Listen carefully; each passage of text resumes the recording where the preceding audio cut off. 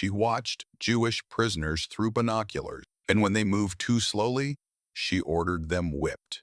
She forced concentration camp laborers to dig her garden, build her swimming pool, and grow her vegetables, then sold those vegetables for profit. When her own son died in the tragic accident, she refused to let Jewish hands touch his grave, even in death. Her hatred never rested. Her name was Lina Heydrich, and while the world remembers her husband as the Butcher of Prague, history quietly buried what this woman did, until now. If you're new to War Heroes Times Tales, welcome. We don't sugarcoat history. We dig into the names, the faces, and the crimes that textbooks leave out. Hit subscribe right now and turn on that bell notification, because what we're about to uncover is the kind of story that most channels are too afraid to tell. March 15th, 1939. Nazi Germany tears up the Munich Agreement and sends its forces rolling into the Czech provinces of Bohemia and Moravia. It isn't a surprise attack.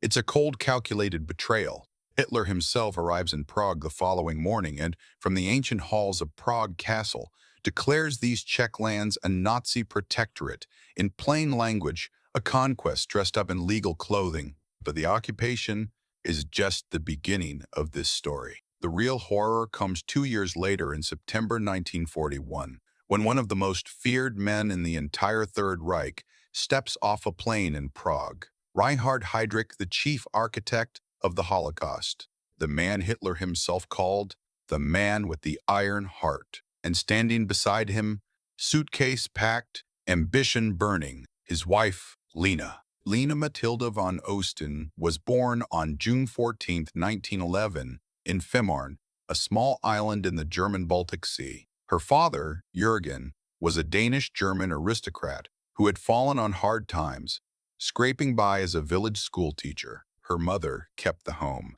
The von Osten household was deeply right-wing. Dinner table conversations were filled with nationalist grievances, resentment, and ethnic pride. Lina didn't stumble into Nazism. She ran toward it.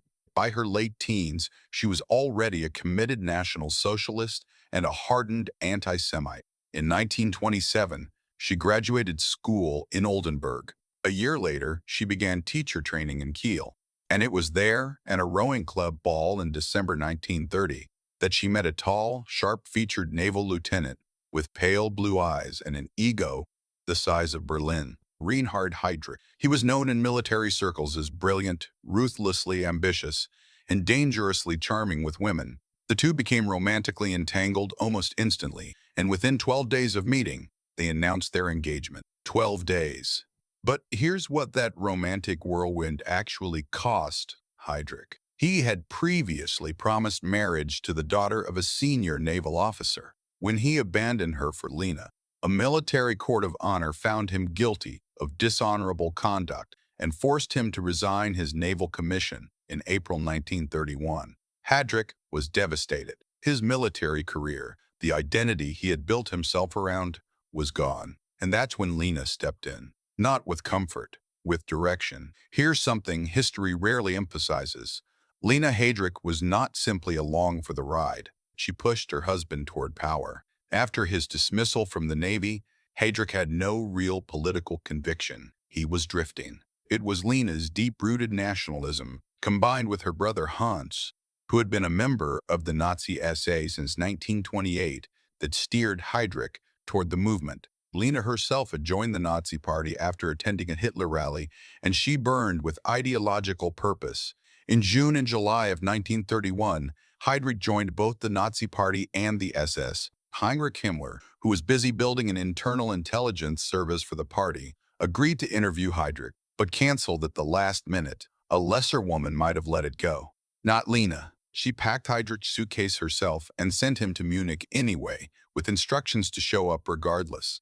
It worked. Himmler was immediately struck by Heydrich. The tall, blonde, blue-eyed figure looked like a Nazi propaganda poster brought to life. He was brought into the SS in August 1931. By January 1933, the security service, the SD, under Heydrich's leadership, had become the most powerful intelligence agency inside the Nazi Party. Lina had engineered her husband's rise, and she loved every moment of it. She wrote gleefully to her parents in 1933 after SA and SS units began mass arrests. describing the humiliation of Jewish citizens with chilling enthusiasm, detailing beatings, forced marches barefoot through the streets, and Jewish prisoners being whipped with dog whips. She didn't write this in horror. She wrote it like someone describing a celebration. By September 1941, Reinhard Heydrich had been appointed acting right protector of Bohemia and Moravia. For Lina, this wasn't just a political promotion. It was a social coronation. The family first stayed in Prague Castle itself before moving to Paninské Brhinces, a stunning castle estate on the outskirts of Prague that had been seized from its Jewish owner, Ferdinand Lochbauer, after the German invasion. The estate was renovated and redecorated entirely to Lina's specifications.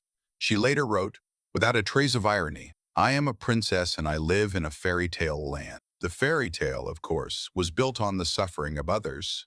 Meanwhile, her husband ruled Bohemia and Moravia with a reign of terror. In October and November 1941 alone, protectorate courts, under Heydrich's directives, sentenced 342 people to death and handed over 1,289 more to the Gestapo. He also established the Theresienstadt ghetto, a transit camp used to funnel tens of thousands of Jews toward the extermination camps further east. The Czech people called him the Butcher of Prague. And then on May 27, 1942, everything changed. Heydrich had grown so arrogant about his control over the protectorate that he traveled openly through Prague in an unarmored, open-top Mercedes. No protective convoy, no real security. Two Czechoslovak paratroopers, Josef Gabek and Jan Krubisch, had been trained in Britain and dropped into the country specifically to assassinate him. When Heydrich's car slowed at a hairpin bend in Prague, Krubisch rolled a modified anti-tank grenade beneath the vehicle. The blast shredded Heydrich's left side. Splinters of metal, upholstery, and horsehair from the car seat were driven deep into his spleen and diaphragm. He was rushed to the hospital, pale, screaming, barely conscious. For days, the fever climbed. The infection spread. On June 4th, 1942, Reinhard Heydrich, the man Hitler had once groomed as a possible successor, died at age 38. Because of her pregnancy, Lina did not attend the state funeral in Berlin. Their fourth child, a daughter named Mart, was born 6 weeks later, on July 23, 1942. Here's where history gets quieter and darker. After her husband's death, Hitler personally gifted Lina the Pannenskipping Kreuz, an A-state, in recognition of Reinhard Heydrich's service to the final solution. She also received a generous lifetime pension and a life insurance payout. She was, by any measure, wealthy, but it wasn't enough. Lina transformed the castle grounds into a private agricultural operation, cutting down the estate's rare English park trees, selling the timber, and planting potatoes and vegetables, which she then sold to German troops in Prague for profit. To run this operation, she needed labor, free labor. She arranged for approximately 150 prisoners from the Theresienstadt ghetto to be transported to her estate. They lived in the castle's former horse stables. They received minimal food. They worked her fields, cleaned her grounds, and maintained her property. And she watched them through binoculars. According to multiple survivor testimonies, Lina Heydrich would observe the workers from a distance, and if anyone moved too slowly, she would signal the SS guards to use the whip. She personally spat on Jewish prisoners. She struck them when she felt they weren't showing her sufficient respect. One survivor recalled her walking through the grounds like an inspector, cold, calculating, and contemptuous. This wasn't warfare. This wasn't even ideology in any distant bureaucratic sense. This was personal cruelty, carried out on her own private estate, for her own personal enrichment. It wasn't until February 1944 that the Theresienstadt prisoners were finally removed from Paninské Brhinces. Lina then pressured Himmler to supply her with a new group of forced laborers. 15 Jehovah's Witnesses transferred from Flossenbürg concentration camp. She repeatedly refused to pay the concentration camp the agreed compensation for their labor.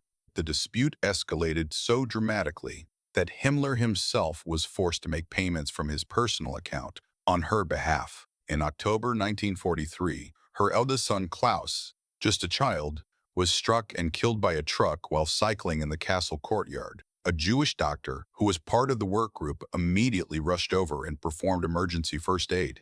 But Klaus died that afternoon. When it came time to bury him, Lina chose a spot in the castle garden. Jewish prisoners dug the grave. Then, on the eve of the funeral, Lina ordered it redug because she could not bear the thought of her Aryan child resting in ground that Jewish hands had touched. German soldiers dug a new grave overnight. She also attempted to have the truck driver and all passengers executed. The investigation cleared them. In April 1945, as Soviet forces swept toward Prague, Lina packed what she could, preserved meats, jars of food, valuables, and fled west with her children. Before leaving, she shook hands with the castle staff and promised them all pensions. She was convinced she would return. She never did. By late 1945, Lina was back on Fehmarn, the small island where she'd been born. In 1948, a Czechoslovak Extraordinary People's Court sentenced her to life imprisonment, but she was in West Germany, outside their reach. For 2 years, she lived in fear of extradition. Eventually, the British authorities refused Czechoslovakia's request. Lina Heydrich walked free. For years, she fought the German government for a widow's pension. German authorities pointed out that Heydrich, as an SS general, was legally classified not as a soldier, but as a war criminal. Eventually, remarkably, she was granted a pension anyway. In 1965, she married Finnish theater director Mano Manninen, primarily to change her notorious last name. She ran Heydrich's former summer home on Fehmarn as a restaurant and inn. A significant portion of its regular customers were former Nazi supporters, men and women who gathered there to reminisce about what they called the good old days. The restaurant burned down in 1969. Her second husband died the same year. In 1976, she published a memoir titled Life with a War Criminal, the title itself almost reading as sarcasm. In it, she looked back on her years in the Protectorate with open nostalgia. She defended her husband. She denied his guilt. About the Holocaust in the concentration camps, she said, it was all a fairy tale. She died on August 14, 1985, in Fehmarn. She was 74 years old. 6 years before her death, in 1979, she told an interviewer, National Socialism was a faith, and I can never renounce this faith. No remorse, no reckoning, no apology. Lina Heydrich wasn't a passive bystander to history's greatest atrocity. She was an active participant, one who weaponized her status, her privilege, and her hatred against people who had no power to fight back. History remembers the men who gave the orders. But women like Lina Heydrich remind us that evil doesn't require a uniform. Sometimes it wears pearls and watches through binoculars. That's the story of Lina Heydrich, one of history's most overlooked war criminals, brought to you here on War Heroes Times Tales. If this video opened your eyes to a side of history you never learned in school, smash that like button, subscribe to the channel, and ring that bell so you never miss an episode. We have dozens more stories just like this one. Hidden figures, forgotten crimes, and the real faces behind history's darkest chapter. Leave a comment below. Did you know about Lina Heydrich before watching this? We read every single